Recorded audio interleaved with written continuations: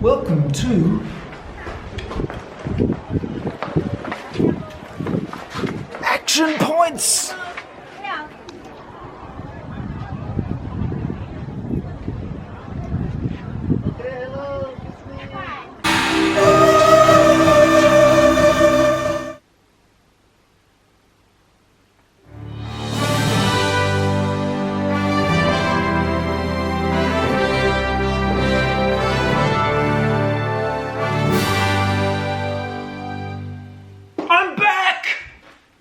Greetings, fellow members of the Esoteric Order of Gamers, and welcome to Action Points for January. Yes, I'm back. The Esoteric Order of Gamers is back. Of course, I've been doing things for you all month, but this is the first time I've had an Action Points episode since the end of November. I went off on holiday for a few weeks, which was fantastic. I went to Cambodia and Laos, which were fascinating countries. Saw the temples at Angkor, which is something I've always wanted to see. Angkor Wat and all those amazing places. And also went to an elephant conservation centre, spent time with the elephants, and a bear rescue centre. There was a lot of wildlife stuff going on. And also went trekking. So it was an amazing holiday, and I came back very refreshed and ready to get into some gaming. It's nice to have a break and do something different now and again, isn't it? So enough about that stuff, let's get into gaming. And of course you see before you quite a few painted miniatures, because as soon as I got back I felt the urge for a bit of painting again, so I started painting.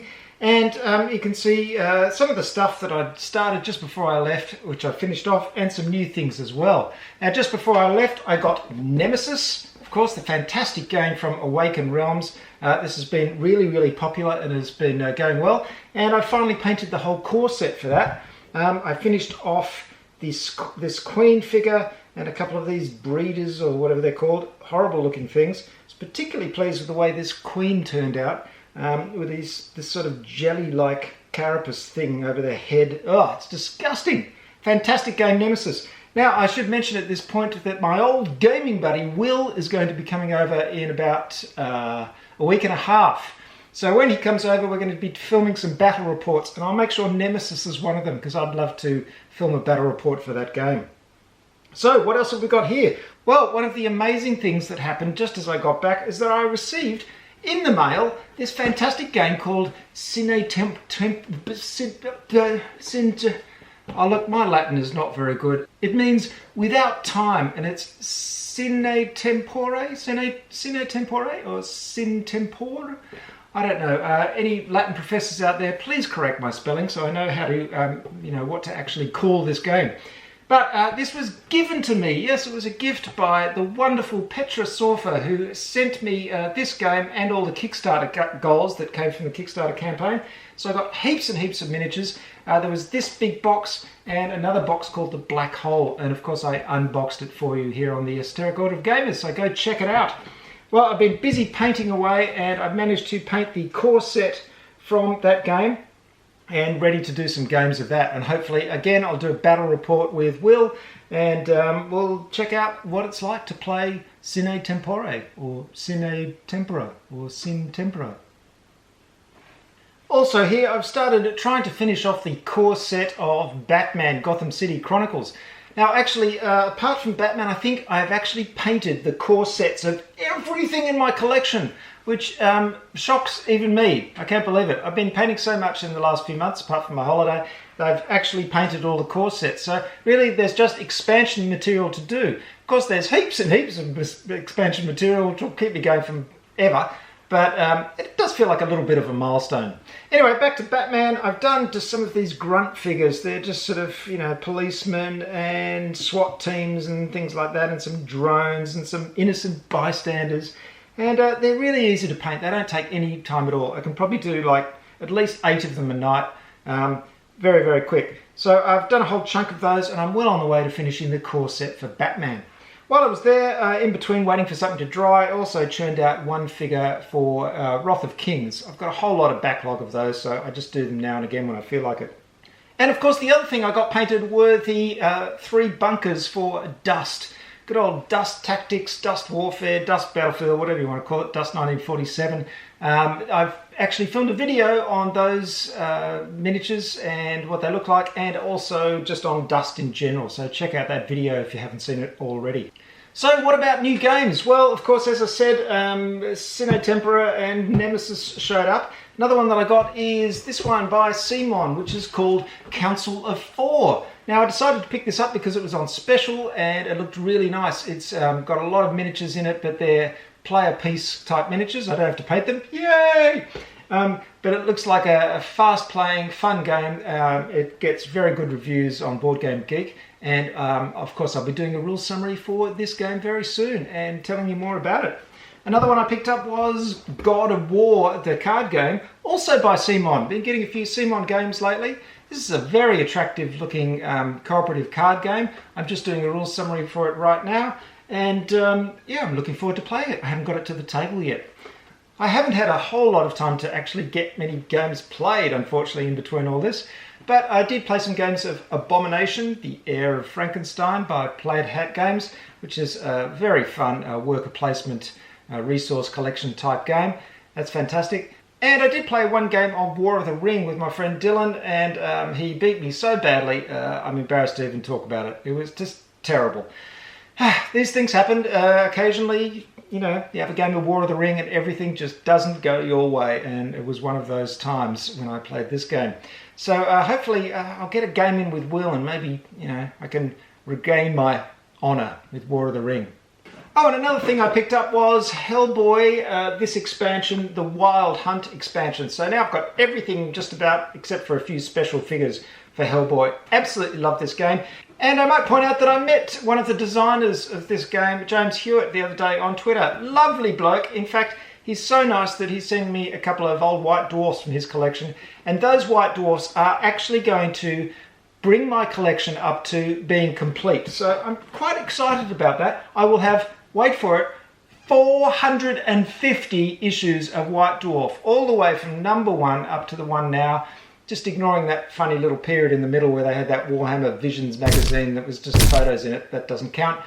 450 issues, and thanks to you, James, I will have the last few to round that up and complete my collection. So thank you very much, mate, and it's a pleasure to meet you. You are also an excellent designer because Hellboy is great.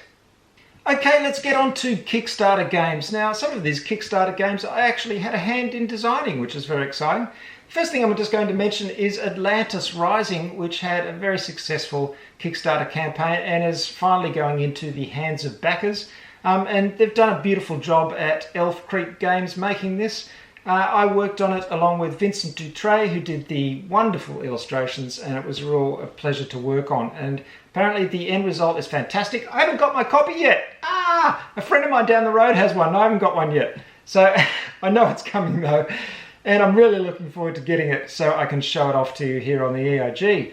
But apparently it's a beautiful production, and it's been getting a lot of really good reviews. In fact, on the Dice Tower, Z Garcia gave it a 10 out of 10, so you can't ask more than that. Another one that's kickstarting right now as we speak is Masters of the Night by Ares Games. I worked on the graphic design for this one as well. It's doubled its funding goal, and it's only got 9 days to go, so I really recommend you go along to the Kickstarter page and check it out. It's a very interesting looking game. It's about an old vampire family coming to a modern city and trying to take over the city and start a ritual and get their power in the city. And they have minions running around, and there's various districts of the city and things like that. It looks great. It also comes with miniatures, which is a new thing. It wasn't going to have miniatures when I was designing it, but now they've added miniatures, so it looks even better. So check it out. I'll have a link to the Kickstarter campaign in the show notes. And finally, another game I've been working on for a while is Empire of the Stars by Crosscut Games. Crosscut Games have created games such as Deadline and Ninjato, which I also worked on, and Galactic Emperor. And this is their new one, and it's a bit of a rework of Galactic Emperor, but it is a really new game. And I really went for a very bold, colourful visual style on this, so I really hope you like the design. Their Kickstarter is going to be kicking off on February the 20th, so keep an eye out for that. I'll let you know on all my social media channels, of course, when that comes up. and go check it out and support Adam West of Crosscut Games, who is an excellent fellow and makes great games. Since I've been back from holiday, I haven't been slacking off. I've been creating rules summaries and videos and things for you. Check out the rules summaries I've made for Sine Tempore, or Sine Tempore, or what do you call it? I wish they'd given it a name which was a bit... Anyway, Sine Tempore. It's a rule summary for that. I also created a rule summary for Nemesis. These are both pretty complex games, so those rule summaries took a while to do. And also for Abomination Era Frankenstein. There's a rule summary out for that one as well. So make sure you go to my site at orderofgamers.com and download those rule summaries.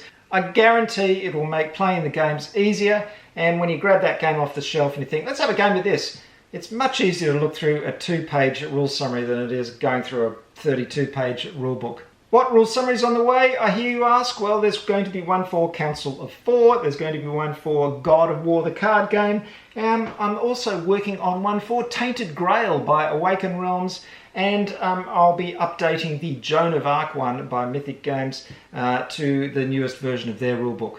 Talking about Tainted Grail, fingers crossed that's going to be coming soon. I'm really looking forward to seeing that game. It's been getting great reports. And I intend to give it some really wide coverage here on the Esoteric Order of Gamers because it's right up my alley, that kind of game. So look out for that soon, I hope.